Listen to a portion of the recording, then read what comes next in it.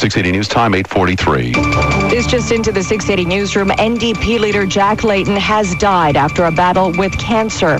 We're joined live by 680's political affairs specialist, John Stahl. Terribly sad news, John. Yeah, it's news, Paul, that many Canadians were not anxious to hear, but suspected when they saw Jack earlier in August. We just got the word that he passed away at his home just before 5 this morning. The statement has also just been released by his wife, Olivia Chow, and son, Michael, that he was here in Toronto at his home, surrounded by his family. Passed early this morning, just before 5, at age 61. 680's political affairs specialist, John Stahl, reporting live there on the passing of NDP leader Jack Layton. 680 News Time, 9:03. 680 News. This is in-depth team coverage. He was the heart and soul of the party, leading the federal New Democrats to a surprising second-place finish in the last election. Jack Layton passed away early this morning at his Toronto home, surrounded by his family and friends. A month ago, he appeared before reporters, looking gaunt, to announce that he was fighting cancer for a second time and would be stepping aside as leader to fight the illness. He vowed to beat it, as he had earlier beaten prostate cancer, and be back in Ottawa for the start of Parliament. In a moment, we'll hear reaction from Torontonians. But first, with a look at the life and times of Jack Layton, 680's political affairs specialist, John Stahl.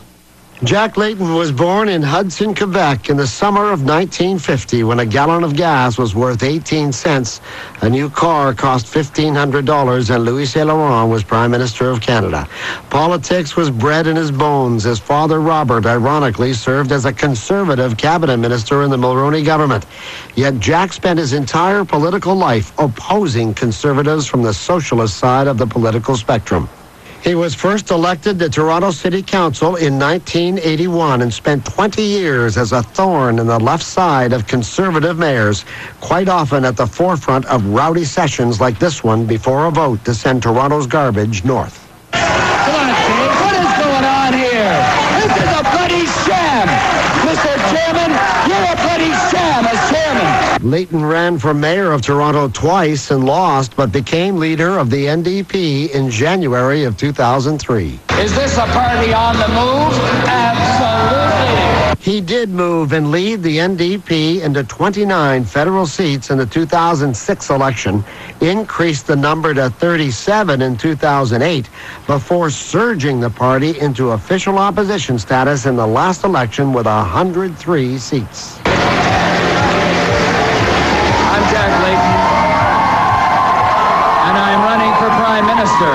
And don't let anyone tell you it can't be done. Let's make it happen. But the goal of becoming Prime Minister was not to happen for Jack Layton, who stunned the nation and his party with word in late July, looking frail and sounding weak, that the prostate cancer he had developed and fought before the election had returned in a different form that he chose to keep private while announcing he would temporarily step aside as leader of the NDP to take on the challenge of his life. On the advice of my doctors, I'm going to focus on treatment and recovery. And I'm going to fight this cancer now so that I can be back to fight for families when Parliament resumes.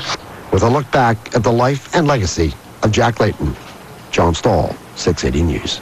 John, how did we get the word that Jack Layton had passed? Well, it was issued through a statement, Paul, from his wife, Olivia Chow, and his family, Michael, here in Toronto, that he passed at his home, peacefully with them around his side about 4:45 this morning. So it would be just as most people were rising or slightly before, heading to work that word came down. We're getting all kinds of reaction in.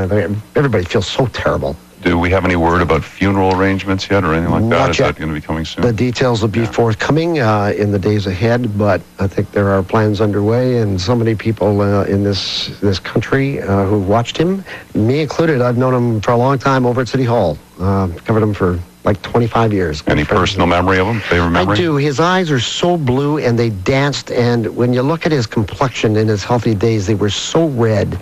And his eyes were just piercing and fiery. He was just so anxious to make a difference and didn't back down from anybody. He always had that energy. Like if you came into a room, if you're doing an interview with him, if you watched him make a speech, I mean, he was the shiny object in the room. Everybody knew Jack Layton had entered the room. And he always had a great turn of phrase. I mean, this guy was a political scientist as well. He wasn't a politician. He taught politics, and he understood the game very, very, very well. I remember when he was appointed and won the NDP leadership, I asked him here in Toronto, we were just having a coffee, I said, is anybody resisting you up there? You getting any political flack? He said, are you kidding? He said, they're waiting for me. And, look what he did, huh? Thanks for that, John. And we'll be hearing more about John Stahl in the hours ahead as we remember Jack Layton today. 680 News Time, 9:07. Jack Layton was a man of the people. We continue our team coverage with 680 Charlene Close, who's getting reaction to his death from Toronto residents. Charlene. Well, Jana, shock and surprise from the people. People convinced that if anyone could beat cancer twice, it would be Jack Layton. Martha has never been a huge NDP supporter or a huge Layton fan, but she tells me you can't help but respect the man. I think he had a lot of goodwill, but I was sorry to hear that he died, but I was not at all surprised. I felt during the whole campaign that he looked extremely ill and that he wasn't saying what was really wrong at that point. Now, there's also concern on the street about what happens now to the official opposition without Layton at the helm. Reporting live, Charlene Close, 680 News. 680 News Time, 9:08. Lots of tweets this morning about the passing of Jack Layton from Mayor Ford. He tweeted, our deepest condolences to Jack Layton's family. Jack, may you rest in peace. From Lisa Laflamme, the anchor of the CTV News. Very, very sad news to hear that Jack Layton died overnight of cancer. Such a determined and dedicated fighter and a genuinely good man. And from Xiang Gameshi from the CBC, Jack Layton has lost his battle with cancer, absolutely devastated by this news. A dear friend for many years, he always fought for Canada. There's reaction also on Facebook, comments on our 680 News page on Facebook. John has written, so sorry to hear this. Jack was a true fighter and will truly be missed. Duncan writes, Jack, you will be honored by all Canadians for your courage and leadership. Mary writes, may he rest in peace. He was a good man. 680 News Time, 9:33. 680 News. This is in-depth team coverage. A country, a city, a party, and of course a family are in mourning. We have word federal NDP leader Jack Layton has died. Layton died peacefully at 4:45 this morning at his Toronto home, surrounded by family and loved ones. We begin our team coverage with 680's political affairs specialist John Stahl, who joins us with a look back at Layton's life. John? Well, even though people were expecting this, Jack, given the way he looked and sounded at his news conference when he announced he was going to step back to do battle with this new form of cancer, it still comes as a shock today when people learned that he passed shortly before 4:45 this morning at age 61 after leading the NDP not only to official opposition status, but as he has said throughout his life, his goal was to make his way into the Prime Minister's office and to become Prime Minister of Canada. He first began his political career, of course, right here in Toronto at City Council. He has served as a city councillor here for about 20 years, had worked alongside and under mayors like John Sewell and Barbara Hall, and Mel Lastman, whom I just got off the phone with his reaction. I couldn't believe it. It's a sad, sad time. Jack was just a great guy. I didn't believe in his politics, but he was a man who had feelings, who had heart, and who believed what he said and felt strongly about what he did and said. And look what he did with the NDP party. He brought it up from absolutely nothing and made it the opposition party. And he did. And let me tell you, that man could have turned it in. What kind of personal relationship did you have with him? Because you did go, as you just mentioned, toe-to-toe with him pretty good at City Council. Yes, but only on the issues. Never on a personal matter, and never personally. And I liked Jack. I respected Jack, and you can't help but respect a guy like that. That is former Mayor of Toronto, Mel Lastman. At the political desk, John Stahl, 680 News. 680 News Time, 9:36. We continue our in-depth team coverage with 680 Charlene Close, who's talking to people about the late NDP leader and the future of the party. The reaction is not only sadness to Layton's passing. Dan is concerned now about the future of the federal government. I guess that's very... I don't know what to say. very scary, I guess. He was the head of party that's supposed to be the opposition, so I'm not sure what that holds for us. Other people I've talked to say while they may not have agreed with the NDP's policies, they've always respected Layton. Charlene Close, 680 News. And you, our 680 News listeners, are sharing thoughts about the passing of the NDP leader on our Facebook page. John writes, "So sorry to hear this. Jack was a true fighter and will be truly missed." Duncan says, "Jack, you'll be honored by all Canadians for your courage and leadership." And Mary writes, "May he rest in peace. He was a good man." 680 News time, 11:03. 680 News. This is in-depth team coverage. A country, a city, a party, and of course a family are in mourning. Federal NDP leader Jack Layton has died. He died peacefully at 4:45 this morning at his Toronto home, surrounded by family and loved ones. We begin our team coverage with 680's political affairs specialist John Stahl, who joins us live. John. Well, the word came from his family, and just after 8:30 this morning, that he had passed here at the Toronto house. He wasn't at Stornoway. He died about 4:45 this morning. The flag on Parliament Hill's Peace Tower has been lowered to half-staff now. Tributes are tumbling in. Prime Minister Harper saluting his contribution to public life. Justin Trudeau expressing his profound sadness through Twitter. Premier Dalton McGuinty observes in a statement that Jack Layton was a determined servant of the people.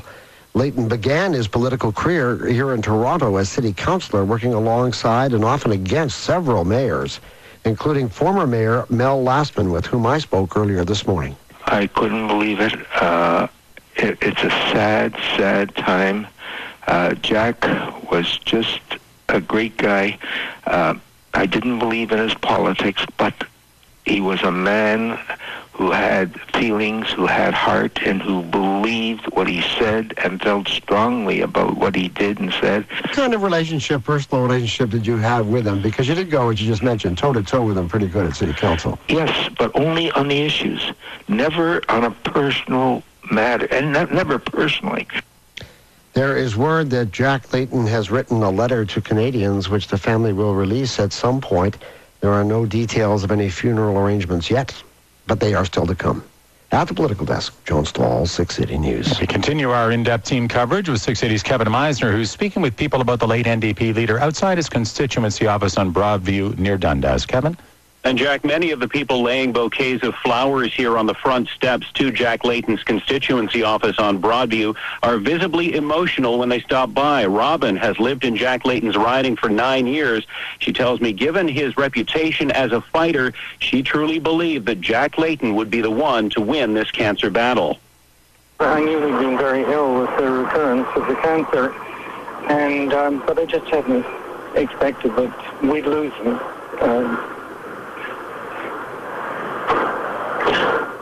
It cracks me. Sorry. He'll be very much missed.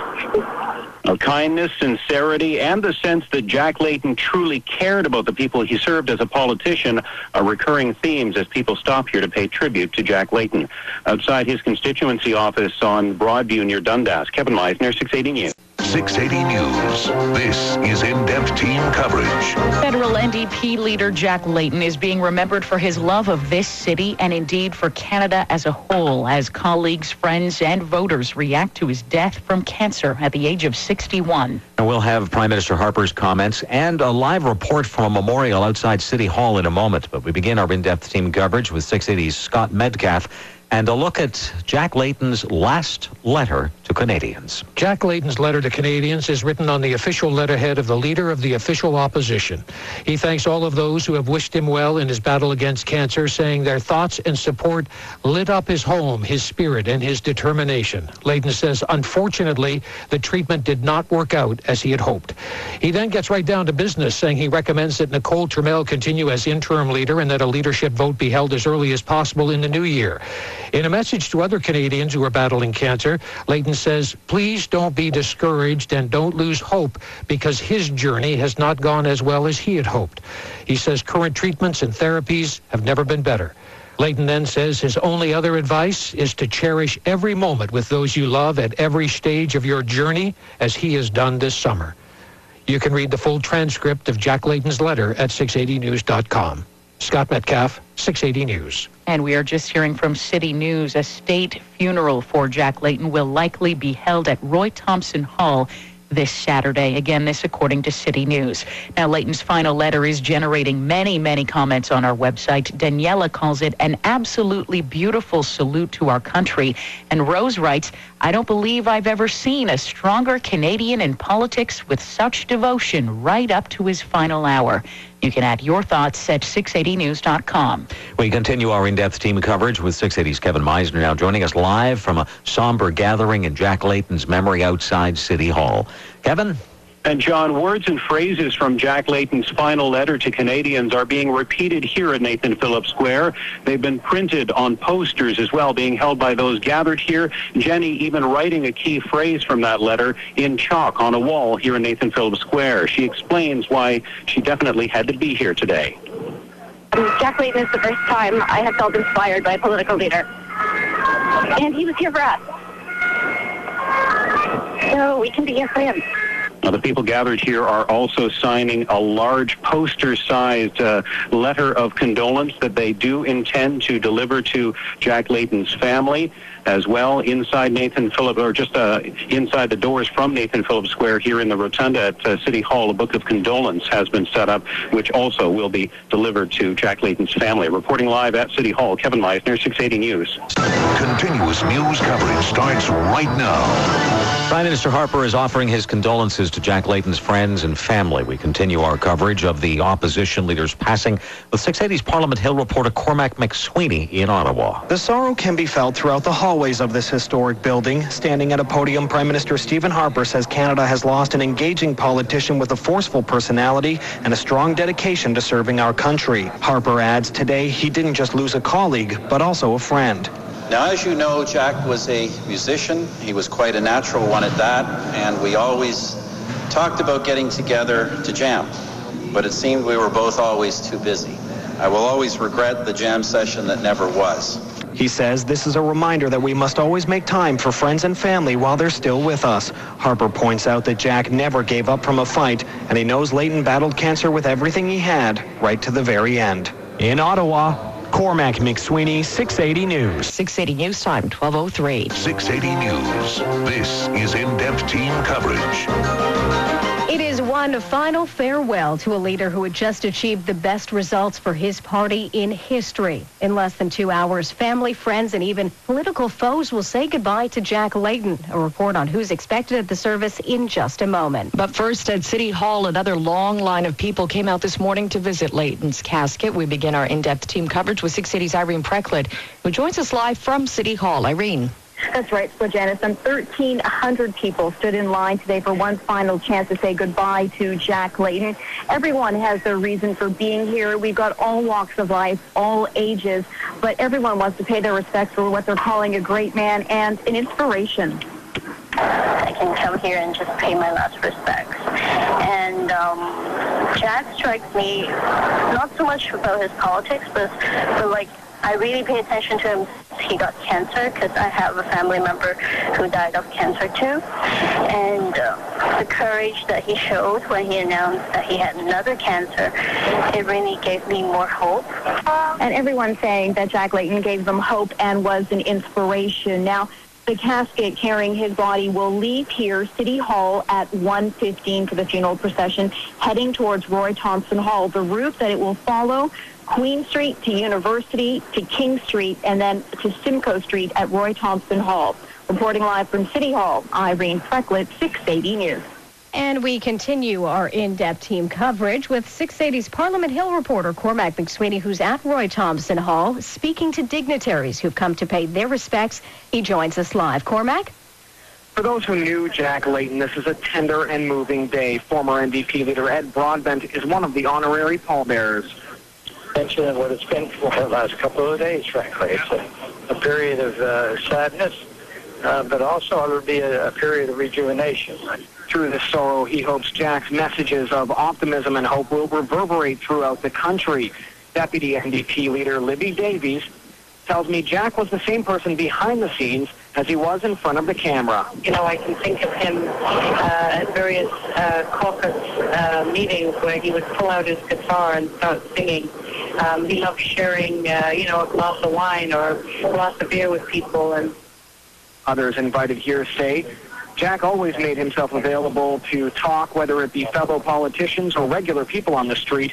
Others who are expected to come here today are the Governor General, the Prime Minister, members of Harper's cabinet, as well as former Prime Ministers Jean Chrétien and Paul Martin. Live outside Roy Thompson Hall, Cormac McSweeney, 680 News. 680 News Time, 1:33. 680 News. This is in-depth team coverage.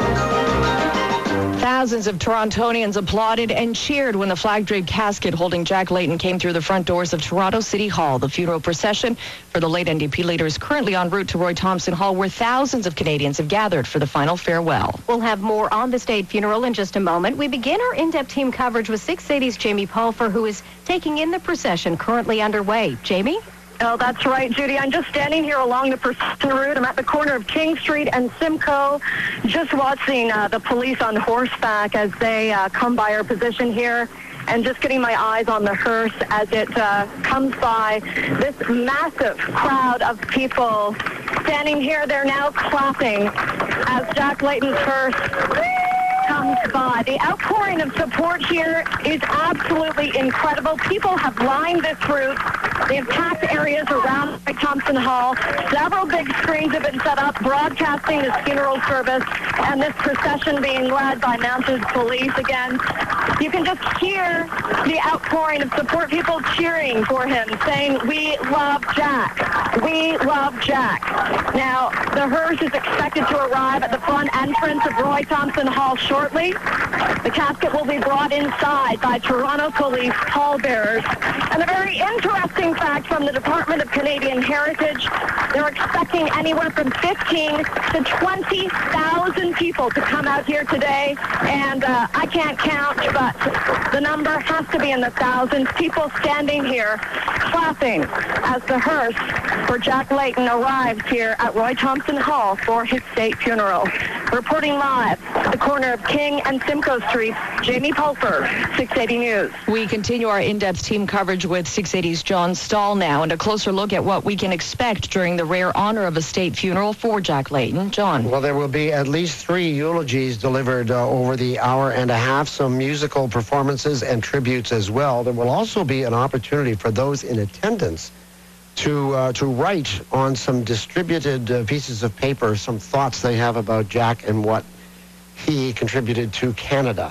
That funeral procession, as we just heard, is arriving on site at Roy Thompson Hall. It left about 15 minutes ago from City Hall. The casket was carried to the waiting hearse to the sound of bagpipes. Here's just a bit of what that sounded like.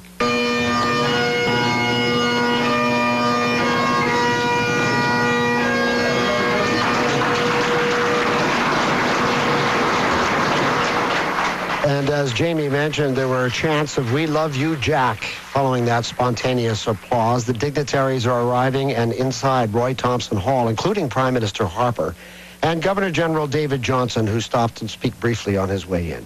Of course, it's a time of mourning for us, but also a time to celebrate a remarkable life of leadership. It's so important in our system to have a clear and passionate voice for the ordinary person, and Mr. Layton was that person. That ceremony at Roy Thompson Hall is set to begin in about 20 minutes at 2 o'clock. Covering the state funeral of Jack Layton, John Stahl, 680 News. 680 News Time, 3:33. 680 News. This is in-depth team coverage. When planning his funeral, late NDP leader Jack Layton said he wanted it to be a celebration of life, and a celebration it was. A rich musical program interjected with laughter and tears. The day began with nearly 2,000 more people filing past Layton's flag-draped casket lying in repose in City Hall. Then a funeral procession through the streets of downtown Toronto. We'll have reaction from the overflow crowd watching the state funeral service on the big screens in just a moment. But we begin our in-depth team coverage of Layton's final farewell with 680's political affairs specialist, John Stahl. He joins us live. John? And what a beautiful ceremony that is just now coming to a conclusion. It's been underway for about 90 minutes now. It started at 2 o'clock. The casket just being raised by the honor guard and being made its way out of Roy Thompson Hall, where, as you say, there was a mixture of music, of spiritual readings, of political recollections and eulogies for Jack Layton, including two very profound memories from his children, Michael and Sarah. The music portion of it just ended recently. Two renditions, one from Lorraine Segato, who sang Rise Up, and then Stephen Page, who just brought tears to everybody's eyes with his rendition of Hallelujah. Here's just a portion of what that sounded like. Yeah, you can clap, because I think Jack would want you to clap. Rise up, rise up. Hallelujah, hallelujah. You say I took the name in vain. Again, that ceremony, the state funeral at Roy Thompson Hall, just wrapping up outside the building in Pico Square is 680's Jamie Pulfer. What do you see out there now, Jamie? Well, I can tell you that people have been clapping, John, cheering, even dancing out here on King Street. That's near David Pico Square here. They have been watching this service on the several big screens that have been set up here. Laura tells me it's been more like a celebration of life. Very, very special and very meaningful, bringing it to the family and the heart and talking about love and talking about the true meaning of life. And at a politician's funeral, it was very, very touching. You know, it's really hard to put a number on just how many people are out here today. David Pico Square apparently holds about 8,000 people. Again, though, people have spilled out onto the streets outside Roy Thompson Hall. There could be tens of thousands here. That's according to the Department of Canadian Heritage. Now, we'll be watching as Jack Layton's hearse leaves Roy Thompson Hall. That should be happening fairly shortly. Reporting live outside Roy Thompson Hall, Jamie Pulfer, 680 News. Coming up on 680 News. 680 News Time, 6:03. 680 News. This is in-depth team coverage. Canada remembering Jack Layton today. Services at Roy Thompson Hall have come to an end, but the state funeral for the late opposition leader, seeing his political foes, dignitaries, and members of the public gathering together to pay respect. A throng of people took over city streets and squares to watch the funeral on large TV screens. We'll have more on the public reaction in a moment. We begin our in-depth team coverage with 680's political affairs specialist, John Stahl. It was a very moving ceremony from the words that were spoken by friends and colleagues like Stephen Lewis, who characterized the Layton letter as a manifesto of social democracy, to Reverend Brent Hawks, who shared that Layton revealed to him during the final days that he was sorry there wasn't enough time to make amends with anyone he inadvertently hurt during a life of no regrets. But it was the music setting the tone, from the somber like this from Stephen Page. Hallelujah. To this from Lorraine Segato. Yeah, you can clap, because I think Jack would want you to clap. Rise up, rise up. Jack Layton's spouse, Olivia Chow, did not speak at the funeral, but Layton's son, Michael, did sum up his father's life with this anecdote about being becalmed with his dad on a sailboat. You can wait forever for perfect conditions, he said. Or you can make the best of what you got now. Covering Jack Layton's state funeral in Toronto, John Stahl, 680 News. And the emotional outpouring for Jack Layton has been strong among the thousands gathered to mourn his passing. 680's Jamie Pulfer among the grieving. People here tell me they were completely moved by this service. A massive crowd gathered here in David Pico Square watching on big screens. Michael tells me he has a lot of admiration for Jack Layton. And Jack's always fought hard for the working class, and he's always been a wonderful human being as well. So look at this turnout. Are you surprised by it? It doesn't surprise me at all. It speaks volumes to the type of individual that Jack Layton was. Now, another man tells me the NDP leader lived what he believed, and that is truly inspiring. There were so many people here today that they spilled out onto the streets, cheering at times, dancing to the music, and brought to tears by the emotion of the day. Outside Roy Thompson Hall, Jamie Pulfer, 680 News. Continuous news coverage starts right now. We continue our in-depth team coverage of Jack Layton's final farewell with 680's Parliament Hill reporter Cormac McSweeney, who was able to speak with dignitaries at Roy Thompson Hall today. With tears in their eyes, many New Democrats say it was a ceremony that Jack would have loved. There were laughs, there was music, but most importantly, it brought people from all walks of life together. Former Prime Minister Paul Martin tells me moving forward, this may have a big impact on our country. I think in terms of hopefully return to political stability, it will help. I think it's very clear that that's what Canadians want. Sean Atleo, chief of the Assembly of First Nations, performed an Aboriginal blessing. He tells me it was an honor. My goodness, he was really a man of the people, fearless determination and courage in the work that he did, and very proud to say that I knew the man. Former Prime Minister Jean Chrétien even weighed in, saying it was great to be here to pay respects to a man who showed us the true meaning of generosity. From Roy Thompson Hall, Cormac McSweeney, 680 News.